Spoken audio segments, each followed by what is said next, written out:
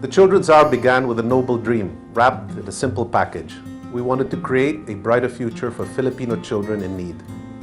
It was 1999, and the Children's Hour was just a campaign built on the promise that the 1 hour's worth of annual earnings from each individual, employee, corporation, and organization would be able to start that change that we have all dreamt of. That End of the Millennium campaign has now blossomed into a full-force operation on its 10th campaign year. From a 4-month campaign back in 1999, the Children's Hour continues in its cause for the children of the Philippines. The Children's Hour has gone through many changes throughout the years, but its sustained success is because it has learned to cope with the challenges of the times. It has innovated in its products and services, both on the fundraising and grant-giving aspects.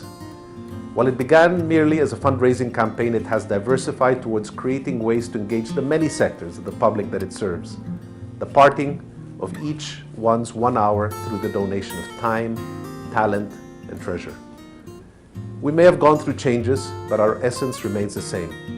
We're still of the same heart, that of each of us being responsible and capable to change the future and to make the world a better place, 1 hour at a time.